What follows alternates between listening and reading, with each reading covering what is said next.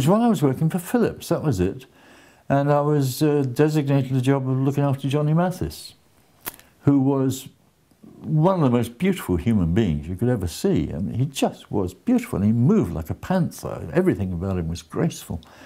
And we went out for one of those nights that a young boy dreams of. We went to see, I forget who it was, one of those big American cabaret acts at it was called the Hippodrome then.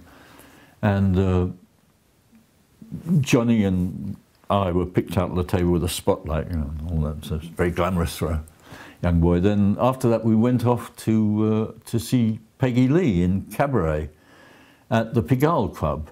And of course the place was packed, but when Johnny appeared they threw a few people off their table right by the stage. The people were probably thrilled to be, you know, thrown back by a superstar like because Johnny was huge at the time. And after about half an hour, Sinatra and Sammy Davis and Dino and the whole Rat Pack crowd turned up, and so another few people were thrown off their table, and we sat there not 6 feet away from Peggy Lee, and there I was at the table with all these stars, and the only disappointment was Sammy Davis. He got very drunk and started interfering with Peggy's act, and it was a shame really, because I mean at one point she stopped and said, "Have a little more wine, Sam." And Sinatra was saying, "Sam, shut the fuck up." You know, those big blue eyes staring at him.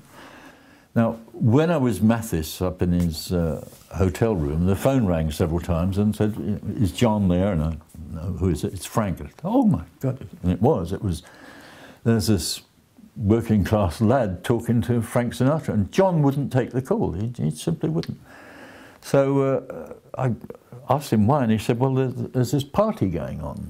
He said, "And that party started probably 3 or 4 weeks ago in LA, and it will go through in London, and they're off to Australia, and it won't stop. That party will, people," I said, "What do they do for sleep?" He said, "Well, if people get tired, they just go into another room and crash, and the party doesn't stop." And sure enough, the party didn't stop all the time that I was there, 2 or 3 days. And on the last day, when I wasn't going to be there anymore, I peeped into the room at about 11 o'clock in the morning, and there was Anthony Newley and Sammy Davis dancing, both in their skivvies. It was a pretty gruesome sight, in truth. So I kind of made my excuses and left, as they say.